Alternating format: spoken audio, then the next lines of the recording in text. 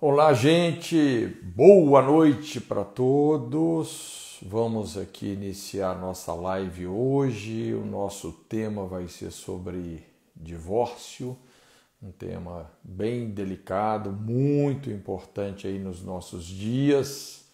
Enquanto o pessoal vai chegando, deixa eu fixar aqui o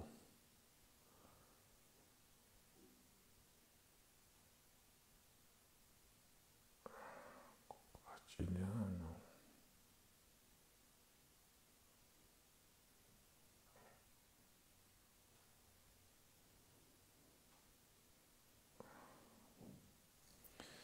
Vamos chegando, gente.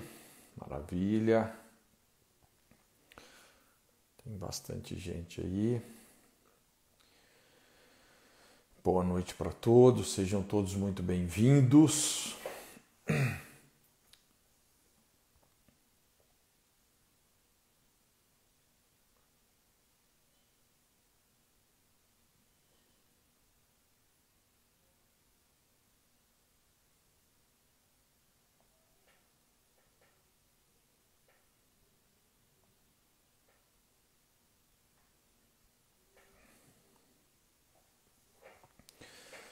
Maravilha, glória a Deus.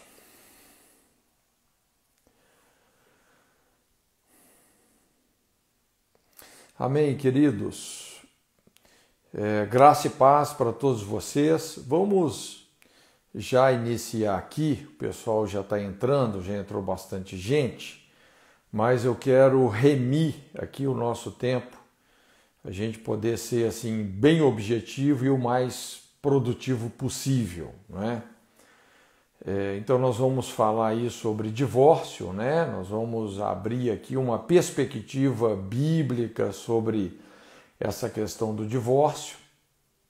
E antes da gente iniciar, vamos só fazer uma oração, né? Vamos colocar esse tempo aí diante de Deus. Pai, muito obrigado pela sua presença aqui conosco, obrigado por esse momento, por esse tempo, por essa oportunidade de estarmos juntos aqui e oramos pela sua graça, pela sua inspiração. Senhor, reconhecemos que sem o teu Espírito, Senhor, sem a capacitação, a unção do seu Espírito, nada podemos e nem queremos fazer. Por isso, submetemos as nossas vidas a Ti, submetemos esse tempo a Ti. Quero abençoar cada vida que está interagindo agora aqui com essa live, que o Senhor alcance todos os nossos corações. Em nome de Jesus. Amém, amém, amém. Glória a Deus. Então, gente, essa live aqui de hoje, vai ser uma live mais dedicada aqui ao ensino. Nós vamos praticamente aqui estar compartilhando uma aula, tá, com vocês. E na próxima quinta-feira nós vamos ter uma live mais de perguntas, não é? Inclusive tem um pessoal que está aí selecionando as suas perguntas, então não tenha constrangimento em fazê-las, tá? Que elas serão anotadas e na medida do possível a gente vai tentar responder, tá bom? Mas já vamos dar início aqui, tá? Antes da gente entrar aqui propriamente assim no tema do divórcio, eu vou colocar algumas bases e a primeira delas é a importância da gente poder classificar as leis, né? Quando a gente estuda a Bíblia, no nosso relacionamento com as Escrituras, eu sempre falo que uma das formas assim mais eficientes e mais coerentes de estudarmos a Bíblia é quando a gente aprende a fazer essa classificação das leis, não é? Então, para entrar no assunto, nós precisamos de tomar esse cuidado básico no sentido de enfatizar a importância disso, de classificarmos as leis. Um relacionamento saudável com as Escrituras demanda isso, distinguir as diferentes classes de leis.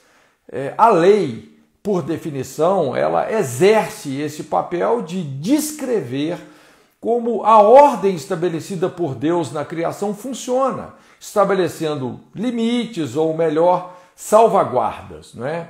Então, a Bíblia, ao mesmo tempo que ela é um livro histórico, também ela expressa uma infinidade de leis que revelam a natureza do Criador e o propósito da criação.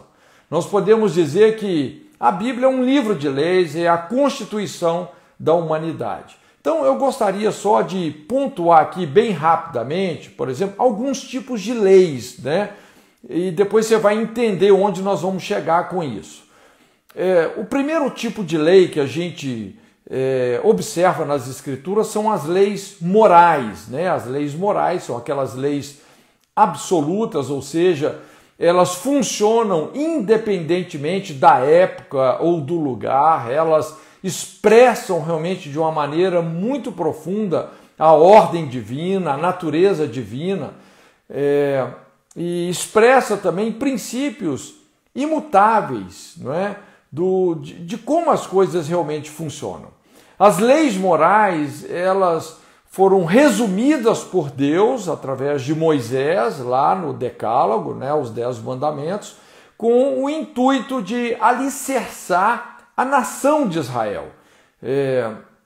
Inclusive, através do funcionamento dessas leis é que Deus fez de Israel uma nação tão relevante.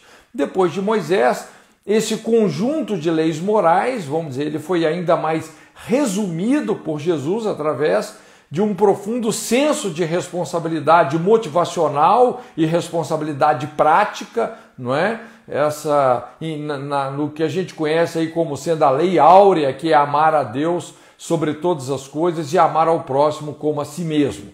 Então, quando a gente fala das leis morais, nós estamos falando dessas leis que expressam a ordem absoluta de Deus, são leis imutáveis. Nós também vamos ver na Bíblia aí as leis espirituais, né? As leis espirituais derivam das leis morais, sendo tão absolutas como elas, expressando discernimentos de como o mundo invisível pode ser acionado a nosso favor ou contra nós, né? Por exemplo, a gente vê várias leis assim, quando a Bíblia fala a soberba precede a ruína, a altivez de espírito, a destruição, quer dizer, isso é uma lei. Se você vê alguém agindo com arrogância, você pode ter certeza que essa pessoa mais cedo ou mais tarde vai acabar sendo destruída, não é? Quando Jesus ensinou sobre perdão, ele conta aquela parábola lá do credor incompassivo, quer dizer, qualquer pessoa que não perdoa, ela acaba indo para um lugar de aprisionamento, vai cair nas mãos dos verdugos e etc. Quer dizer, tudo isso, né, a gente percebe que a Bíblia está descrevendo leis, como o mundo espiritual realmente funciona. Nós também podemos ver na Bíblia as leis cerimoniais, não é? E essas leis cerimoniais, na sua essência, elas desempenham um papel que eu diria assim educativo, didático, né? E lógico, para você ser didático, é importante você ser bastante ilustrativo, celebrativo, essas leis terem um caráter memorial, não é? Então, o mais importante não é o protocolo externo ou a formalidade praticada, mas a mensagem implícita que nos conduz às verdades espirituais que nós precisamos nos conectar, né? Por exemplo, você pode lá no livro de Levítico fazer um estudo especificamente, por exemplo, sobre as vestes sacerdotais. Aí você vai ver como que cada item tem um significado no ministério e etc, não é? Então, o cerimonialismo levítico, ele se baseia em rituais que carregam todo um simbolismo profético e também revelador do propósito pleno de Deus, inclusive do plano da redenção que se cumpriu em Cristo, né? Nós também podemos ver na Bíblia as leis nutricionais, leis de higiene, não é?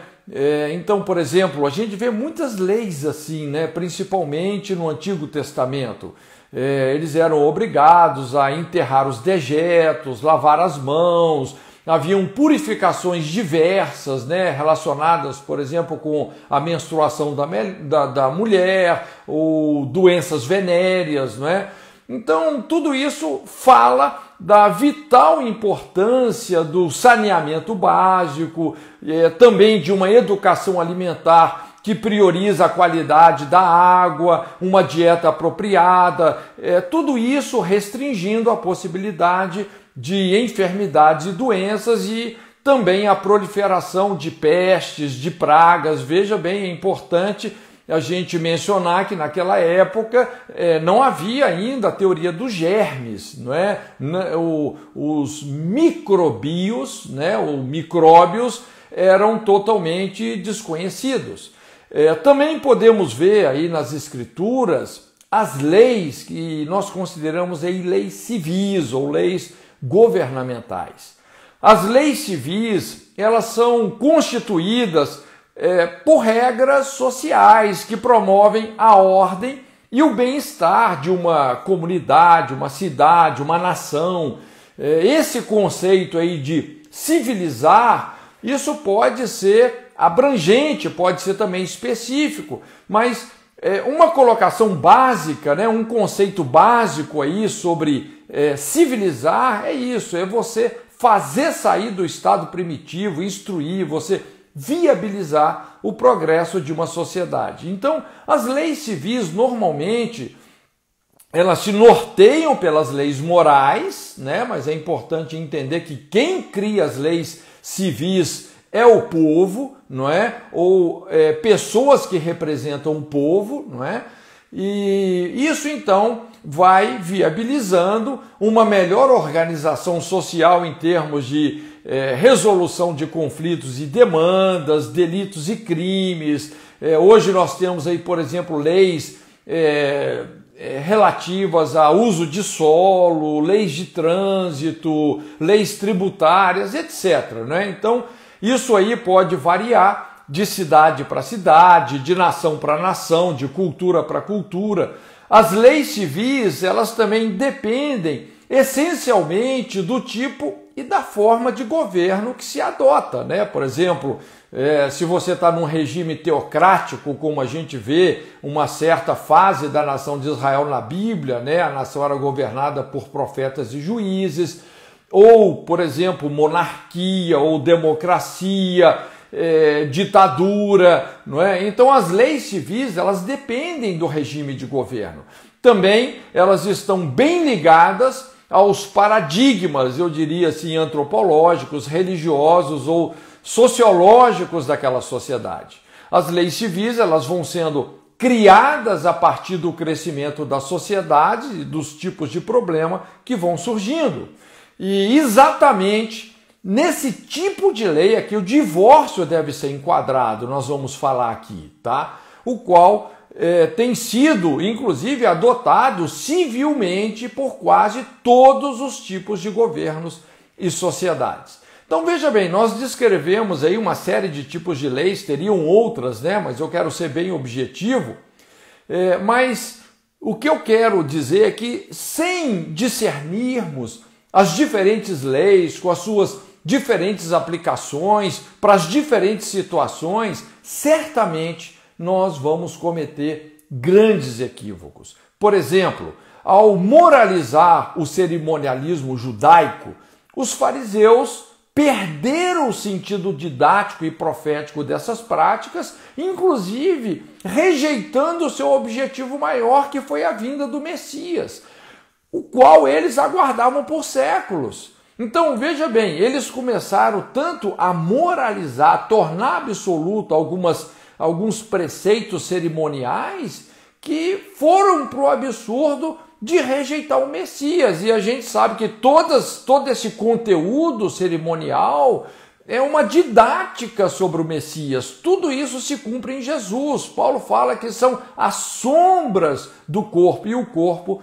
é Jesus. Da mesma forma, ao relativizar a lei moral, hoje isso está na moda, as pessoas pegam leis que são absolutas, por exemplo, as leis descritas ali nos 10 mandamentos e começam a relativizar. E é assim que muitas sociedades estão se colocando num caminho de desordem, sofrimento e também destruição. Então, na atualidade, principalmente aqueles que lidam aí com o dia a dia de uma igreja, precisam saber se relacionar com muito bom senso com toda essa conjuntura bíblica acerca do divórcio. E tendo falado aqui sobre esses tipos de leis, eu gostaria agora de colocar uma base muito importante aqui que pode mudar o curso da maneira como a gente interage com essas questões envolvendo os conflitos conjugais, né? Então, vamos estabelecer a diferença entre repúdio e divórcio. Para muitos de nós, veja bem, a gente usa isso como sinônimo, não é? Então, repúdio e divórcio são a mesma coisa, mas nós vamos perceber que esses dois conceitos, eles são, em termos de leis, eles são classificados em leis diferentes. Nós vamos ver que o repúdio, ele envolve uma classificação moral, enquanto que o divórcio está dentro de uma classificação civil. Mas vamos explicar um pouco mais sobre esses dois conceitos, né? Então, vamos pegar aí o conceito do repúdio, né? Quando a Bíblia fala sobre o repúdio. O que é o repúdio? Não é? A palavra repúdio vem de rejeição. Então, repudiar, isso é rejeitar, o que envolve, muitas vezes, a desonra de uma aliança, a rejeição, ódio, separação, adultério, traição, o abandono do lar, ameaça, violência. É quando a pessoa ela se indisponibiliza totalmente no sentido de querer qualquer possibilidade de reconciliação. E tudo isso vem de onde? Da dureza de coração. E é isso exatamente que a Bíblia fala que Deus odeia. Quando a Bíblia fala, em algumas traduções, até de certa forma assim, mal traduzido, fala assim, Deus odeia o divórcio, na verdade ali a palavra não é divórcio, a palavra é repúdio. Inclusive é um jogo de palavras como se Deus estivesse dizendo que ele odeia o odiar, ele rejeita a rejeição, ele é divorciado do divórcio, ele odeia o rejeitar, não é? E é isso que o profeta Malaquias está dizendo. Exatamente porque a essência da natureza de Deus é a reconciliação.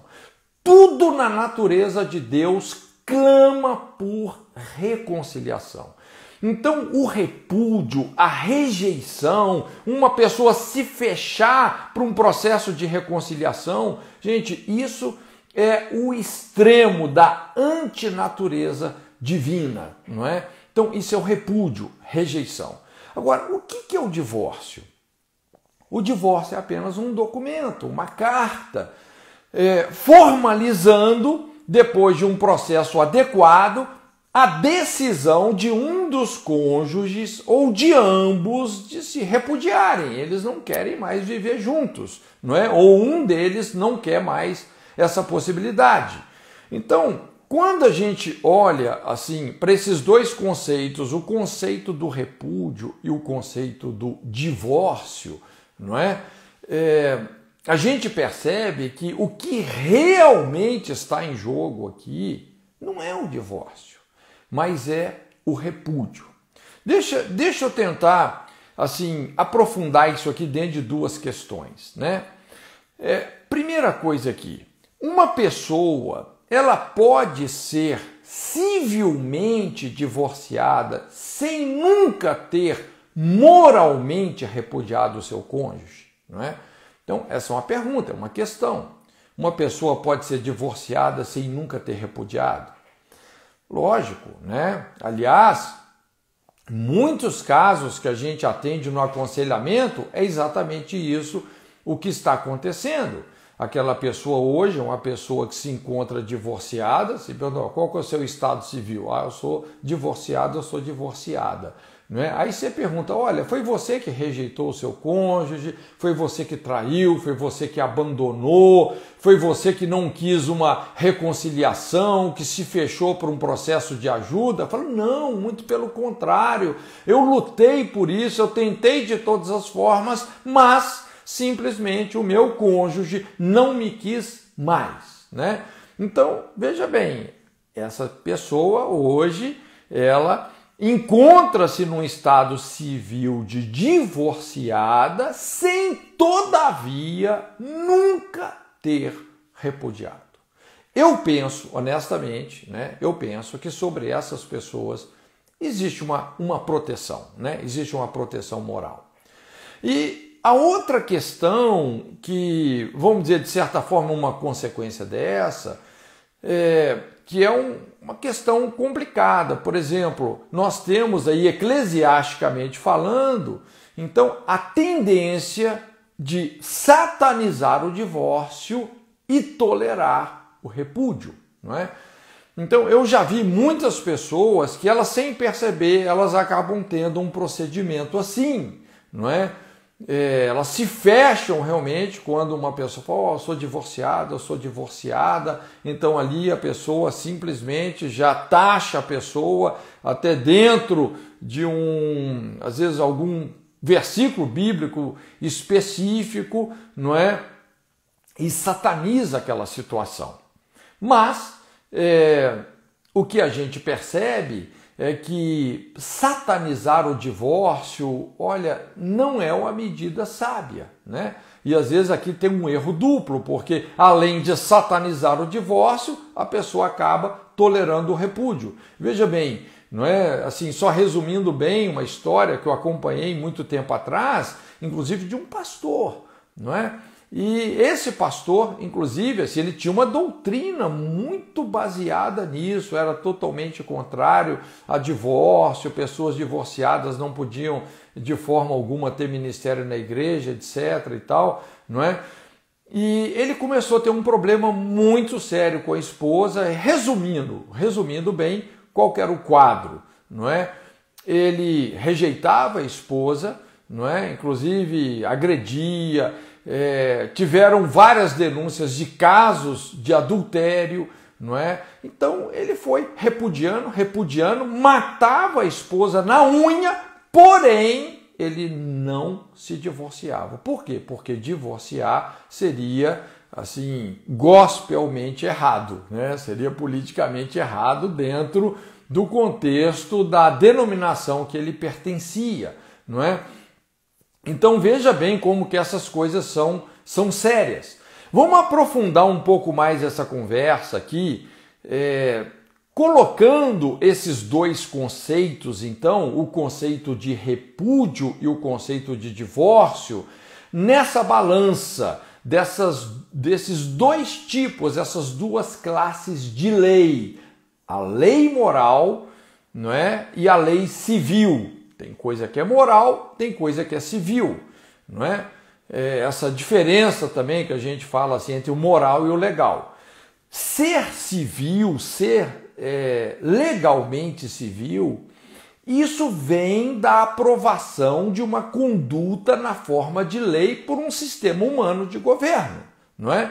Então, quem vai decidir isso realmente é o governo que decide as leis civis. Agora, ser moral, isso vem da aprovação divina de uma conduta na forma de um princípio absoluto e imutável. Então, veja bem, o que eu quero dizer com isso? Que o repúdio, quando a gente fala de repúdio, o repúdio, gente, é uma falta moral. Como eu disse, está na contramão da natureza divina, não é? Deus odeia o repúdio. O repúdio é uma falta moral. O divórcio é um dispositivo legal. Em muitas situações, então você tem esse conflito, estabelece esse conflito entre o moral e o civil. São questões difíceis, porque o divórcio, vamos dizer, ele legaliza a separação, porém existe o aspecto moral, o aspecto espiritual disso.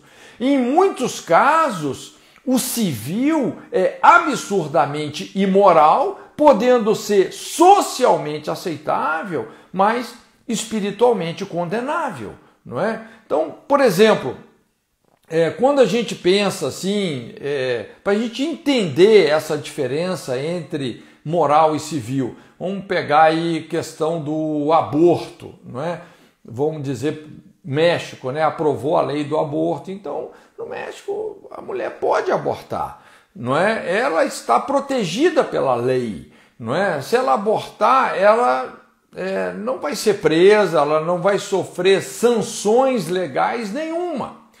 Mas, apesar dela poder estar protegida civilmente pela lei ao abortar, todavia, moralmente falando, espiritualmente falando, ela vai sofrer consequências muito sérias. Inclusive, isso já é até comprovado cientificamente. Mulheres que abortam costumam ter de 7 a 14 vezes mais chances de desenvolver problemas psicoemocionais seríssimos, né? Muitos problemas espirituais vão acontecer, não é?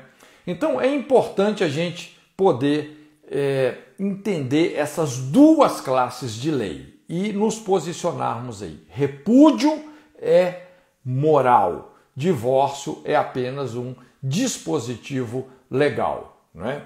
Mas é importante nós entendermos, não é, que quando a gente fala sobre aí o divórcio deriva do casamento, que está em jogo aqui é o casamento, que é o protocolo para o crescimento populacional de qualquer sociedade, né? O protocolo divino é o casamento. Deus é o criador, mas o ser humano é o procriador.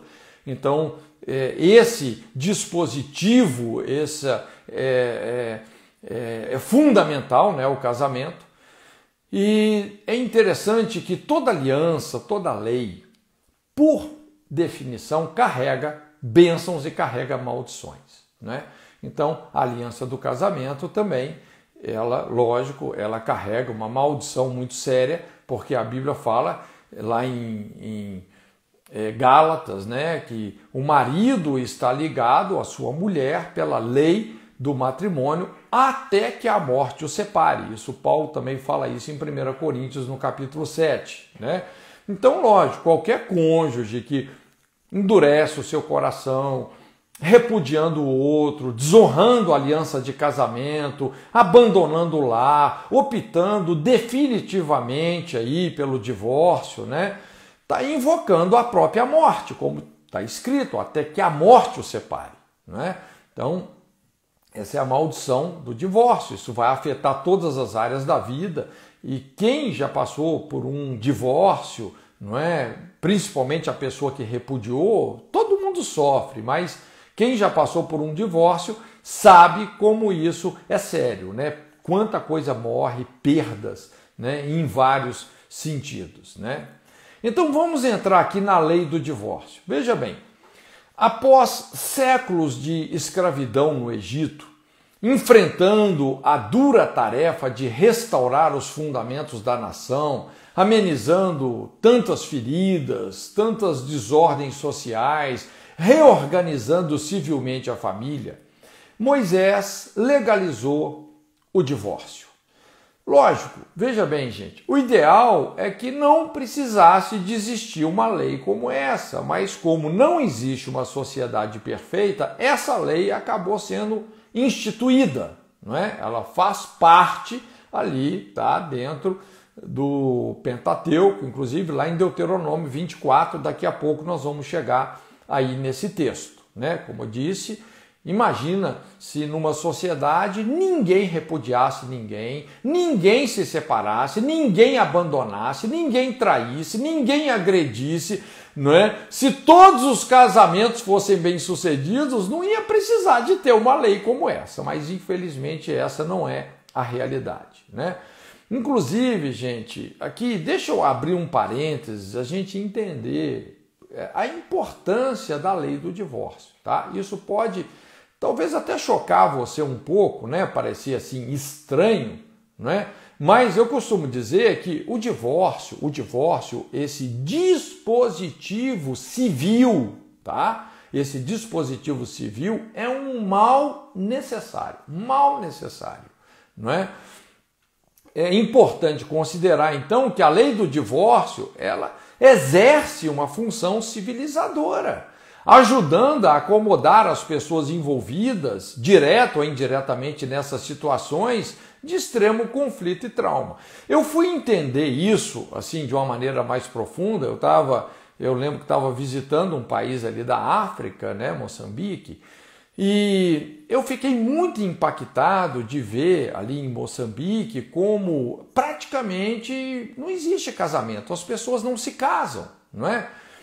Então, existem vários países assim, principalmente países que passaram por guerra, né, que teve um desequilíbrio social muito grande. Eu me lembro, eu tive em Angola algumas vezes, inclusive quando o país estava em guerra, né? E eu lembro que naquela época eram mais ou menos 20 mulheres para um homem, porque os homens estavam morrendo na guerra, né? Imagina o desequilíbrio social, 20 mulheres para um homem. Foi algo um pouco parecido também lá com Moçambique. E eu lembro que eu estava assistindo um documentário, inclusive de uma TV estatal, né? E eles apontando o próprio governo, enxergando esses dois problemas. O primeiro problema era relacionado à poligamia, porque Moçambique também tem uma influência muito grande do islamismo e tal, mas pelo menos, vamos dizer assim, na poligamia, se o cara lá ele tem 4 esposas, ele está assumindo uma responsabilidade financeira com essas mulheres, com os filhos que ele está fazendo com essas mulheres, não é? Agora, tinha um outro problema que eles chamavam de relacionamentos múltiplos.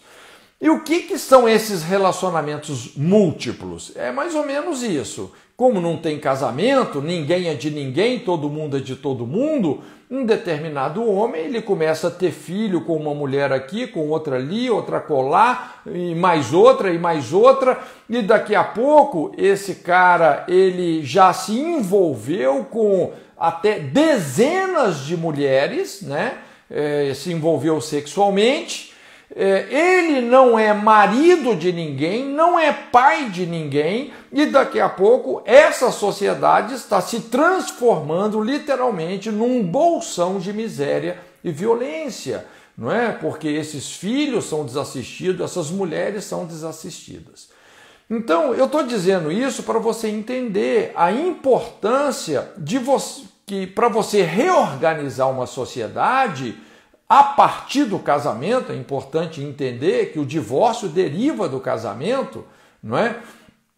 O que eu digo é o seguinte, é muito menos pior você ter divórcio do que você ter relacionamentos múltiplos, não é? Então, foi mais ou menos isso que Moisés teve que fazer, porque ele estava ali pastoreando uma população enorme, não é? Essas pessoas vinham ali de séculos de escravidão, era uma bagunça, uma anarquia total. Então chegou no momento que ele se viu, né, nessa necessidade de estabelecer uma lei como essa. Mas é importante dizer que quem estabeleceu a lei do divórcio não foi Deus. Quem estabeleceu a lei do divórcio foi o governo de Moisés. Essa é uma lei civil, tá? E essa lei do divórcio estabelecida por Moisés, por muito tempo, ela vinha cumprindo o seu papel civilizador, não é? Então, se ali um casal separou, haviam regras. Essa pessoa não podia sair se ajuntando com outras pessoas de qualquer maneira, né? Nós vamos ver isso daqui a pouco. Então, essa lei aí vinha cumprindo o seu papel civilizador quando no Novo Testamento surge uma séria denúncia, inclusive feita pelo próprio Jesus. Eu acredito, os dois maiores sociólogos da história da humanidade, Moisés e Jesus, né? Então vale a pena a gente ver a abordagem de ambos aqui. Na verdade, essa denúncia de Jesus começou a revelar uma corrupção profunda no sistema religioso de Israel, né? Inclusive, eu acho que todos nós nos lembramos aquele episódio quando Jesus amaldiçoa aquela figueira que seca até as raízes. Aquela figueira era exatamente o símbolo de todo o sistema o sistema de governo, o sistema religioso, veja bem, porque tudo era muito, muito junto. É importante entender que os fariseus, eles não eram só religiosos, eles eram os legisladores, eles eram os nossos deputados e senadores da antiguidade. Não é? Eles também eram juízes, inclusive o tribunal era chamado de sinédrio, que era um tribunal ao mesmo tempo que julgava as questões sociais, mas com esses princípios da lei moral de Moisés. Né? Inclusive, quando a gente vê lá em Mateus 23, a gente percebe como tudo isso realmente estava bem corrompido. Então, a lei do divórcio, assim como outras leis, haviam sofrido distorções com o intuito de atender o interesse daqueles que aplicavam essas leis, não é? Infelizmente a coisa funciona assim. É o que a gente vê muitas vezes no nosso Congresso, né? Os congressistas, quais leis que esses caras vão criar e aprovar? As leis que, infelizmente, só beneficiam eles mesmos, né? Então é o problema da corrupção. Então, em se tratando do divórcio, inclusive, é muito importante aqui advertir, como Jesus o fez, né, ao confrontar os fariseus, você pode ver isso lá em Mateus 19:8, que o divórcio, apesar de ser biblicamente legal, ele pode se tornar um dispositivo perigoso, distorcível, abusivo, ou seja, facilmente usado com motivações erradas, corrompidas, sendo inspirado por egoísmo, leviandade, lascívia, vaidade, né? Até como artifício de vingança.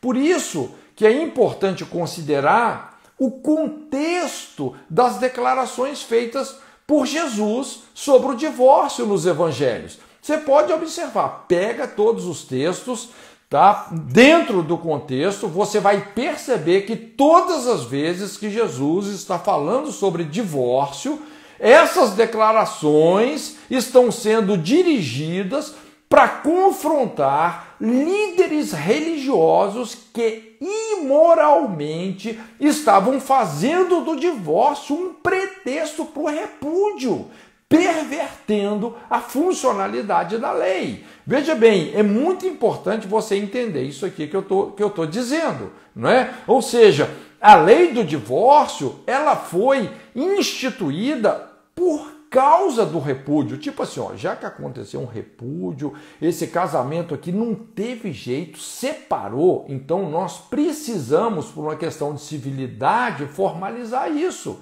Então, a lei do divórcio, ela foi instituída por causa do repúdio e não para ser um pretexto para o repúdio, que era o que os fariseus estavam fazendo, os religiosos. Eles estavam dando ali uma carteirada em nome de Moisés, dizendo, não quero essa mulher, eu quero uma mais nova. Moisés me deu a carta de divórcio, então você vai embora, eu estou te despedindo, você some daqui que eu quero uma mulher mais nova, tudo isso em nome de Moisés. Então veja bem, Jesus foi com os dois pés no peito desses caras, não é? Qualquer pessoa, gente, que começa a buscar na Bíblia, seja em Moisés, seja em Jesus, em quem for, um respaldo para repudiar, está se colocando num caminho totalmente errado, é o caminho do coração duro. Então presta atenção nisso, tá? Deus não instituiu a separação de casais. Ela surgiu por iniciativa do homem, os conflitos humanos, inclusive a dureza do coração humano, como Jesus afirmou. Apesar de Deus ter proibido a separação, né? A Bíblia fala, aquilo que Deus ajuntou não separe o homem, todavia, pela lei do divórcio, estabelecida pela sociedade mosaica de Moisés, Deus a regulamentou. Deus jamais ordenou que houvesse separações, Deus nunca deu permissão para alguém repudiar e separar de alguém, jamais, muito pelo contrário, esse jamais foi o seu propósito. Agora, o que Moisés fez? Por uma questão de civilidade, a Bíblia determina que já que se definiu a separação, essa situação deveria ser formalizada. Deve haver uma regulamentação, uma regularização, uma satisfação formal para a sociedade. Então, gente, a lei do divórcio, ela não tem um caráter autorizativo, ela tem um caráter normativo. É muito importante você entender a diferença entre uma lei autorizativa e uma lei normativa. O divórcio, civilmente falando, é de caráter normativo, não autorizativo. Os cônjuges não devem apenas largar ou abandonar um ao outro, da mesma forma como também eles não devem se ajuntar sem uma aliança de casamento que envolva a família dessas pessoas. Se há de acontecer a separação, que siga uma norma apropriada, é uma questão de civilidade, senão daqui a pouco nós vamos virar uma anarquia, um bolsão de pessoas onde ninguém é de ninguém, ninguém assume responsabilidade com os filhos, e isso leva uma nação à destruição. Então fique claro que o divórcio não isenta as pessoas das consequências, não é? E das consequentes maldições, apenas formaliza a nova situação perante a sociedade. O que nós podemos fazer no aconselhamento após o divórcio é tentar amenizar essas consequências, não é? Inclusive a gente trabalha assim com muito afinco nesse sentido. Após a separação, ou seja, o repúdio, quando um cônjuge repudia o outro, não quer mais a convivência, estava proibido lá o divórcio, apenas quando o marido injustamente acusava a mulher de infidelidade e quando o homem fosse compelido a casar por haver desonrado a moça. Tá? Então eram questões assim mais frequentes na época. Vamos dizer porque isso era muito sério. Imagina se um marido inventa assim, olha, a minha mulher adulterou, quero me separar dela. Olha, isso não ia ficar barato assim não. Quem que ia examinar essa situação? Não é quem que ia julgar isso? O sacerdote. O sacerdote, ele tinha esse ofício, ele ia julgar essa situação. E se fosse desvendado, descoberto que esse homem inventou esse adultério dessa mulher, gente, isso inclusive poderia até custar a vida dela, esse homem era levado para uma praça pública e surrado de vara. Isso era uma coisa muito séria, não é? Então ele era duramente penalizado, não é? Então é muito importante a gente, assim, na verdade existem vários pontos, né, quando a gente estuda todos os textos que a Bíblia fala sobre isso, mas a gente não tem tempo para isso agora. Eu gostaria já de entrar no texto aqui em Deuteronômio 24, de 1 a 4, que é essa lei do divórcio. É uma lei assim curiosa, né? Vocês vão ver que inclusive o texto, assim, um texto estranho, parece mais um caso. Olha só, a Bíblia fala assim, Deuteronômio 24, tá? Quando um homem tomar uma mulher e se casar com ela, então será que, se não achar graça em seus olhos, por nela encontrar coisa indecente, inclusive essa palavra aí, coisa indecente, no literal, é uma terminologia eruadabar, nós vamos explicar daqui a pouco, né? Fala assim, far-lhe-á uma carta de divórcio, lhe a dará na sua mão, a despedirá da sua casa. Se ela, pois, saindo da sua casa, for e se casar com outro homem, e esse também a desprezar, e lhe fizer carta de divórcio, e lhe der na sua mão a despedir da sua casa, ou se esse último homem que a tomou para si por mulher vier a morrer, então seu primeiro marido que a despediu não poderá tornar a tomá-la para que seja sua mulher. Depois que foi contaminada, pois é a abominação perante o Senhor, assim não farás pecar a terra que o Senhor teu Deus te dá por herança. Então olha só, né? Se você puder, deixa a sua Bíblia aberta aí nesse texto. Eu quero só tirar aqui três conclusões que eu acho que são importantes aqui, né, nesse texto. O corpo dessa lei que é uma lei civil, tá, gente? Isso aqui não é uma lei moral, por favor. Não é Deus que está estabelecendo isso aqui, é Moisés, tá? Dentro de um contexto que eles estavam vivendo lá naquela época. Então, o corpo dessa lei nos permite tirar algumas conclusões. Primeira, quais sejam aí os motivos justos do divórcio, eles são mencionados em termos gerais, inconclusivos, fazendo alusão a algo moralmente reprovável ou imoral, não é? Essa palavra aí que eu falei, eruá dabar, por nela encontrar coisa indecente.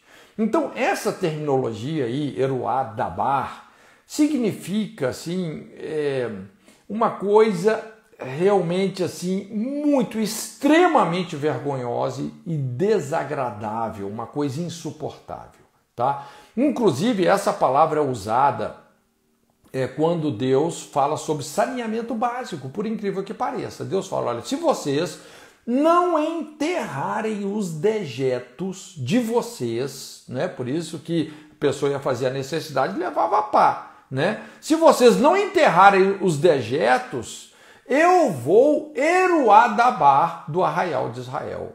Eu vou me apartar, eu vou me divorciar de vocês, né? Por quê? Porque, imagina, Deus não anda num lugar onde tem esgoto a céu aberto. Não é? Isso vai proliferar praga, doença e vai destruir o povo. Não é?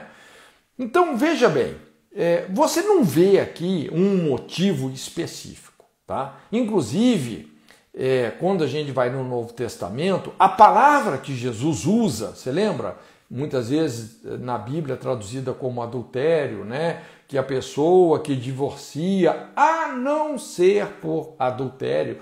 Mas a palavra ali, no original, é porneia. O que é porneia? Porneia é uma imoralidade muito séria, é uma situação que se tornou insustentável para o relacionamento conjugal.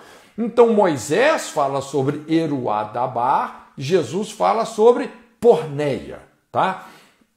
Então é muito importante quando a gente aplica isso, e nós vamos ver que isso exige realmente uma conduta sacerdotal, tá? A gente tem que ter muito bom senso, tá bom?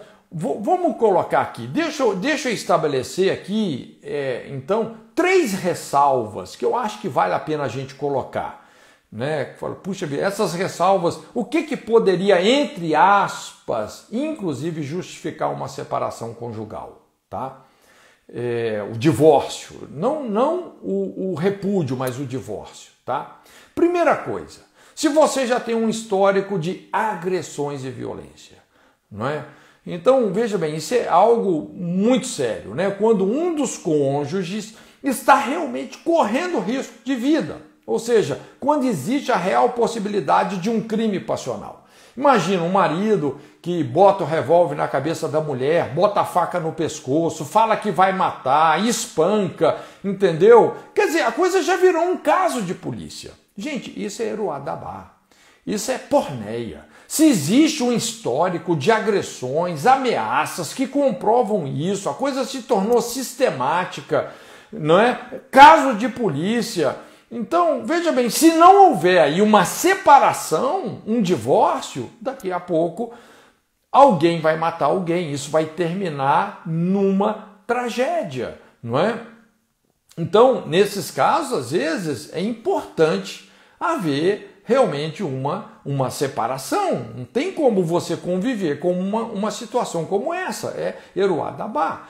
Um outro ponto aí também seria uma infidelidade persistente, não é? Eu, na minha opinião, isso é minha opinião, tá? A gente atende vários casos aí de casamentos que passaram por uma situação esporádica de adultério. E, honestamente, isso para mim não justifica um divórcio, tá? Não justifica.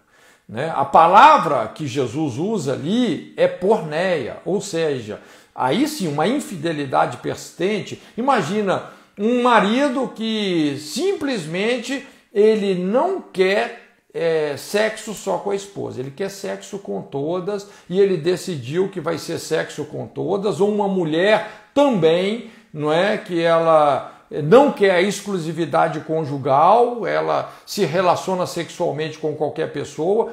Então, olha, chega num ponto que uma infidelidade persistente, puxa vida, chega uma hora que essa pessoa que está sendo traída,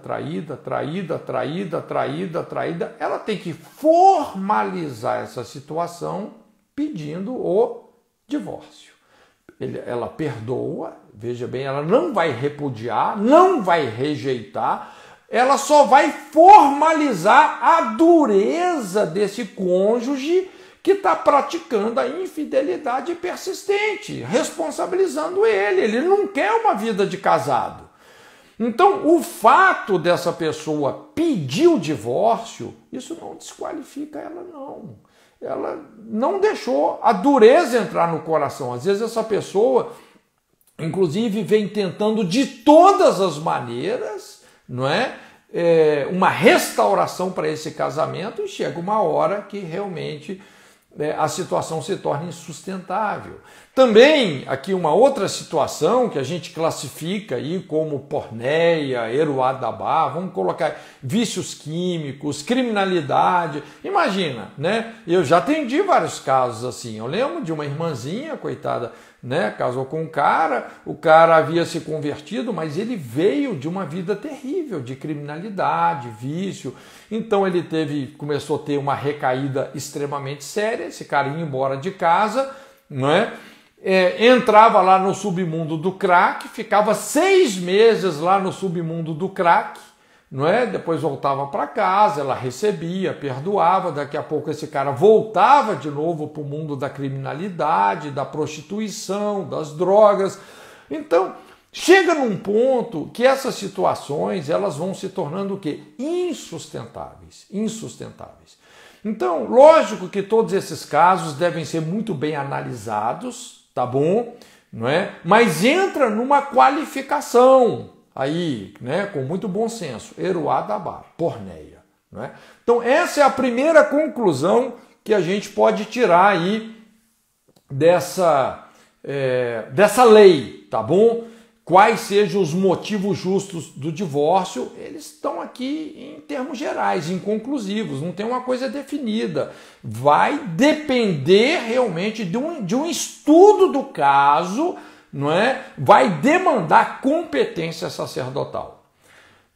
A segunda conclusão que a gente tira aí é que o novo casamento ele é proibido entre as mesmas pessoas que foram casadas e se divorciaram. Isso é muito estranho. Olha só o que a Bíblia fala aí. Não poderá tornar a tomá-la. Imagina, né? O marido liberou a mulher vai, se casa de novo, aí o marido dela morre, ela não pode voltar para o primeiro. Isso é muito estranho, né? Mas eu quero pegar uma carona nisso aqui e fazer uma aplicação que eu acho que é pertinente, tá? Trazendo isso aí para os nossos dias, vale mencionar algumas situações abusivas, por exemplo, onde a igreja obriga a pessoa divorciada, e às vezes a pessoa se divorciou antes mesmo lá de conhecer a Jesus, né? E às vezes essa pessoa já está num segundo ou terceiro casamento, inclusive com filhos, então a igreja chega e fala, não, esse casamento seu, esse segundo, esse terceiro casamento seu, ele não vale, porque não existe segundo casamento na Bíblia, então você tem que abandonar essa mulher e voltar lá para a primeira. Olha, eu conheço pastores que pensam dessa forma, não é? Imagina, né? O cara está chegando na igreja, está no segundo, no terceiro casamento, está lá com aquela pessoa agora, está se convertendo inclusive junto com ela, trazendo às vezes até filhos daquele atual casamento, e o pastor fala, não, você tem que voltar para a sua primeira mulher. Aí ele fala assim, olha pastor, mas a minha primeira mulher já está casada com outro, já tem filho com outro, não importa, então você tem que ficar solteiro. Bom, essas pessoas, honestamente, elas têm assim, um parafuso a menos na cabeça, né? A coisa não é por aí, né? Inclusive, assim, isso, puxa vida, como é que fala? Apagar o borrão que fumega, né? Trilhar a cana quebrada. Então, muitas dessas pessoas aí, ao se converter a Jesus, subjugadas por esse tipo de imposição, elas acabam desenvolvendo um processo de rejeição, de autocondenação, muitas se amarguram, né? Puxa vida, essa é uma maneira muito ruim de você estabelecer um processo de cura e restauração na vida da pessoa, né? Veja bem, gente, que o divórcio, ele se trata de uma lei civil e não de uma lei moral, tá? Essa lei aqui de Deuteronômio 24 não é Deus, é Moisés, é uma lei civil, não é uma lei moral. Inclusive, nessa lei, como nós lemos aí, está estabelecida uma proibição, que aquela pessoa não pode voltar para o primeiro marido.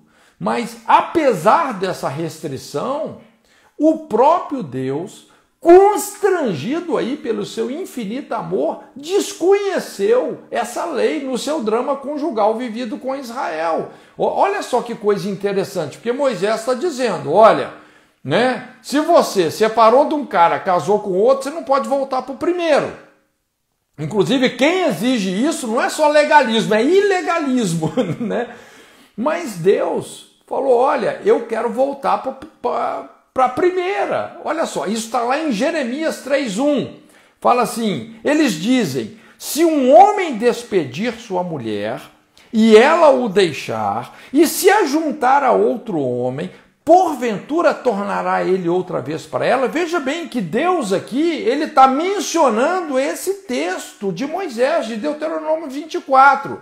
Mas Deus fala assim, não se poluirá de toda aquela terra, que foi o que Moisés falou. Ora, aí Deus fala, ora, tu te prostituíste com muitos amantes, mas ainda assim torna para mim, diz o Senhor. Gente, que coisa incrível, não é? Deus está falando, mesmo que existe essa lei civil em Israel, que a mulher que separou, casou com outro, não pode voltar para o primeiro, eu quero dizer para vocês, né, vocês que foram embora, que me rejeitaram, que casaram com o outro, torna para mim. Gente, a essência da natureza de Deus é reconciliação.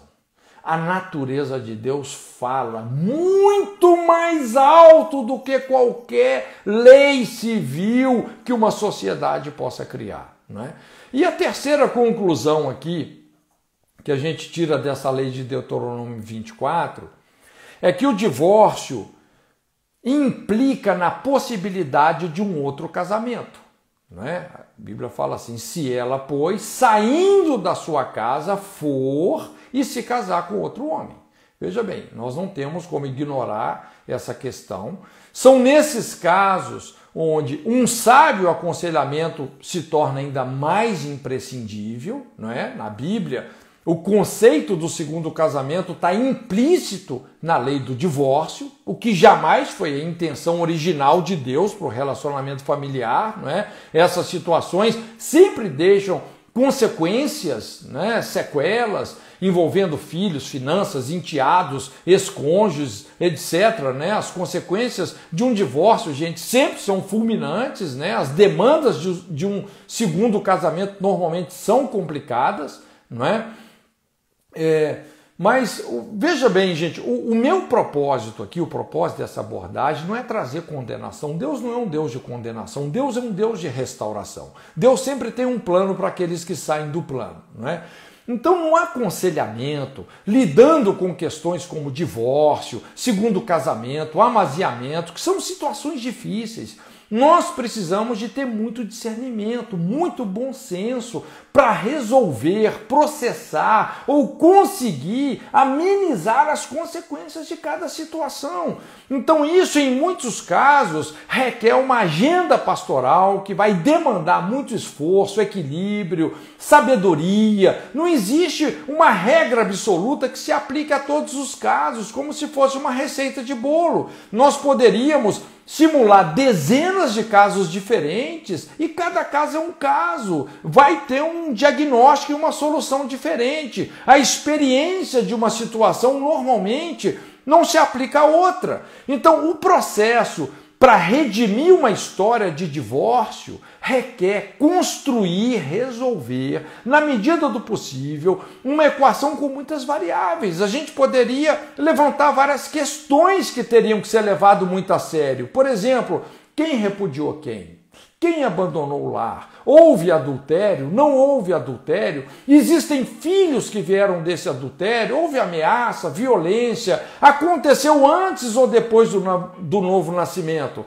A pessoa ocupava uma posição de liderança na igreja? Existem filhos? O cônjuge já se casou de novo? Existe alguma possibilidade de reconciliação? Então veja bem, é muita coisa que tem que ser levada em consideração.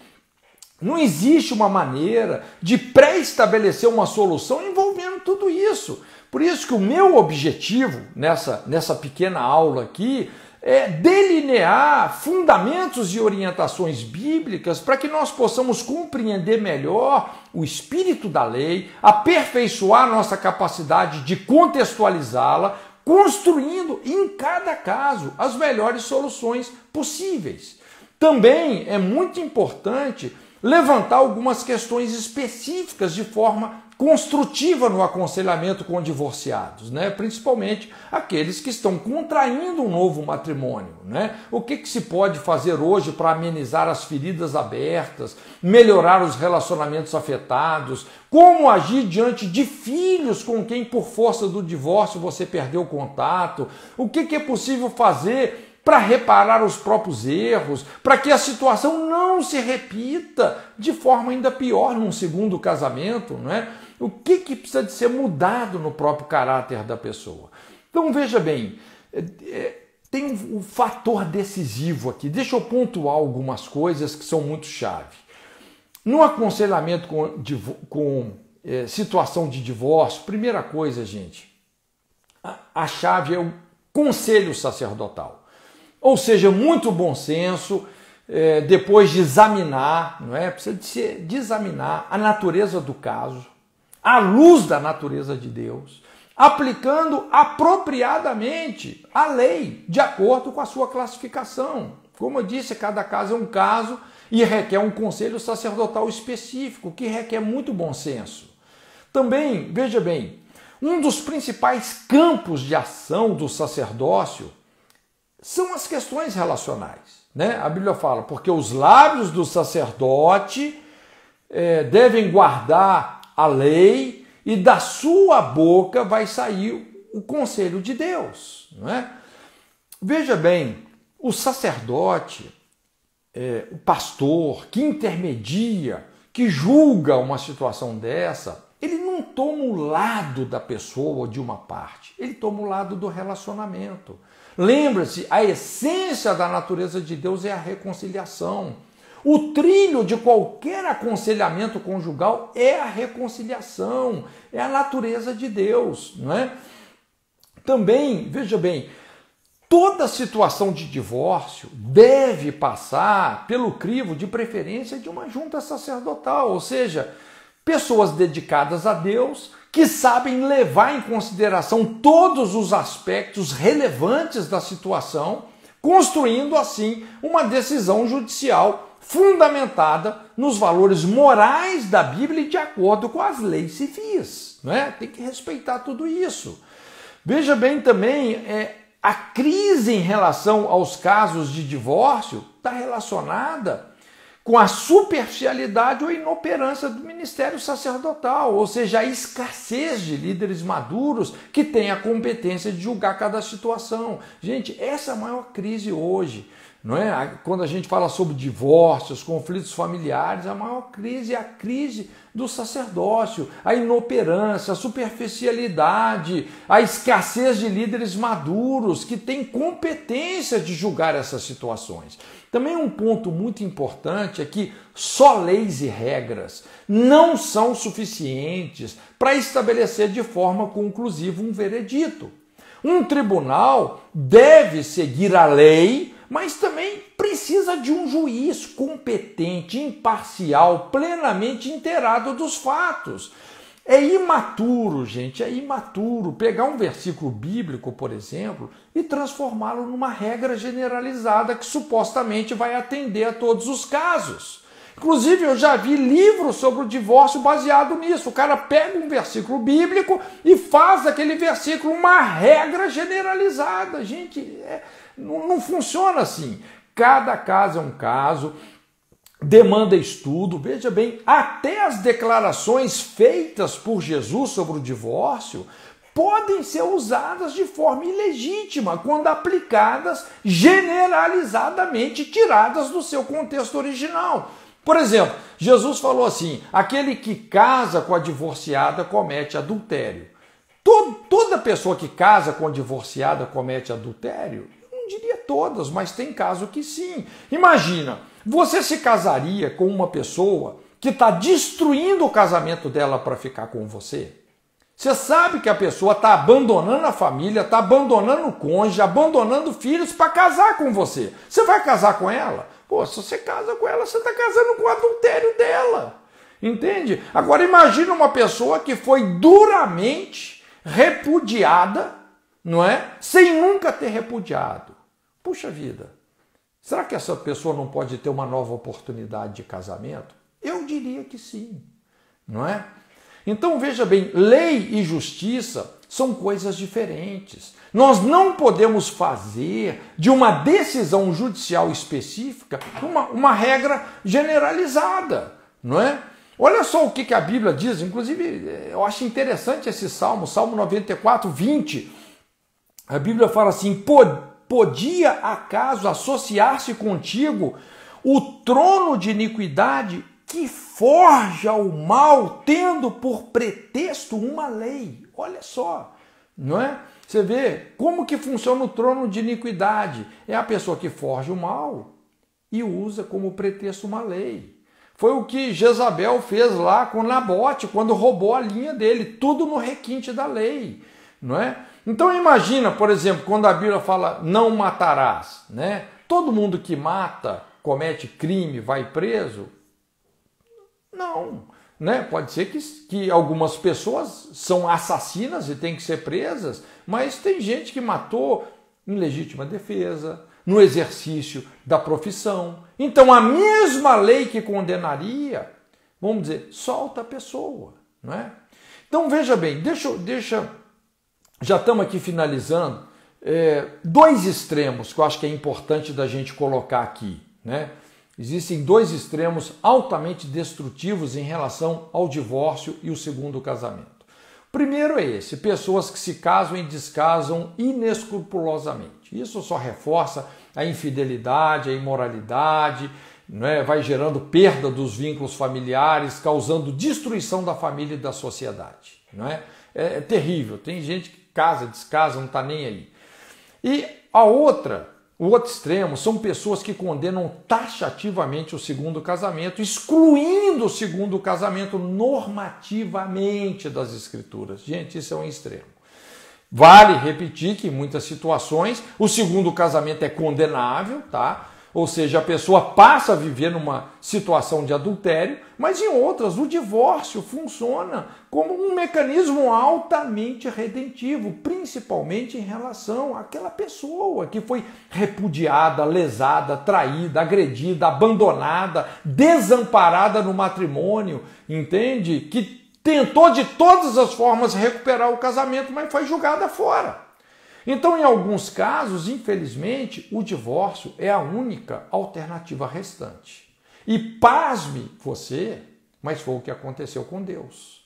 Será que Deus já se divorciou? Sim ou não? Então, olha o que a Bíblia fala em Jeremias 3,8. Não é? Inclusive, quando houve o desterro da nação, quando a nação foi lá para o cativeiro. Olha só, isso aqui é Deus falando, gente. Isso não é um homem falando, é Deus. E vi...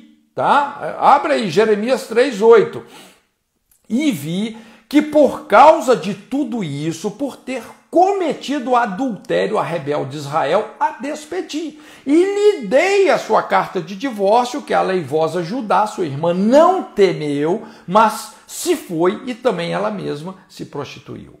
Então, olha só, gente. O que levou Deus a dar a carta de divórcio? Ele fala, e vi, por causa de tudo isso. Para você entender tudo isso, você vai ter que ler vários livros proféticos. Você vai ter que ler Ezequiel, você vai ter que ler Jeremias, você vai ter que ler Oséias. Olha, dá uma olhada lá, você vai entender tudo isso, como a nação foi repudiando, traindo, se prostituindo com os deuses da terra. Então veja bem, é o próprio Deus que está dizendo essas palavras. Ele não se divorciou de Israel por iniciativa própria, mas devido a uma obstinada rebelião da nação em rejeitá-lo, Eruadabá, porneia. Israel repudiou o Senhor trocando pelos seus amantes. Por incrível que pareça, Deus não ignora esse tipo de dor, né? Então, veja bem, né? A gente tem que saber analisar de fato cada caso, né? E só para finalizar aqui, uma palavra sobre governo e serviço. Como é que a gente lida com isso, né? Porque muitas pessoas estão chegando nas nossas igrejas numa situação assim de divórcio, tá? Veja bem, você ser infiel ao seu cônjuge é você ser infiel a Deus. Qualquer pessoa que queira levar Deus a sério precisa levar muito a sério o casamento. O ministério cristão, ele está associado ao testemunho, à credibilidade moral, à capacidade de manter alianças. Autoridade e testemunho são valores proporcionais. Sem testemunho, gente, não tem autoridade. As palavras se tornam vazias. É a letra sem o espírito, a verdade sem coerência, que acaba caindo em descrédito. A falta de autoridade subtrai o impacto do ministério, torna o ministério daquela pessoa irrelevante. Então, quando a gente fala sobre ministério, gente, tem que ter coerência, tem que ter integridade. Muitas pessoas, quando chegam nas nossas igrejas, elas já estão lá no segundo, terceiro casamento, outras se divorciaram mesmo depois de se tornarem crentes, o que, puxa vida, aterrador. Então, todos os detalhes relevantes, pertinentes aí a cada situação devem ser vistos quando você cria oportunidade na igreja para essas pessoas. Então, veja bem, a Bíblia não impede ninguém de servir, mas ela coloca condições para governar e para ensinar. Se a história da pessoa demonstra falhas consideráveis em relação ao seu papel na família, essa pessoa não deve ser estabelecida numa posição de governo, numa posição de ensino, apenas de serviço. Às vezes ela não vai poder lidar com pessoas, ela vai ter que lidar mais com coisas. Ela não teria essa infraestrutura moral e nem respaldo bíblico para exercer uma função de governo, de cobertura sobre outros, né? Inclusive, Paulo, ele determina que se alguém não governa bem a sua casa, também não pode governar a igreja. Veja bem que a restrição aqui é sobre governar, né? Governar, ensinar. O que limita o serviço é o próprio testemunho. Então, veja bem, gente, eu quero deixar aí com vocês essa palavra, eu gostaria que você pensasse em tudo isso que foi falado aqui, tá? Faça suas perguntas. Se Deus quiser, na próxima quinta-feira nós vamos ter uma live aí só para responder perguntas e conversar aí mais dentro de algumas situações específicas. Tá bom, querido? Deus abençoe a todos. Obrigado aí pela sua paciência, né, por estarmos juntos aí nessa mesa. Que o Senhor seja contigo. Boa noite, bom descanso para todos.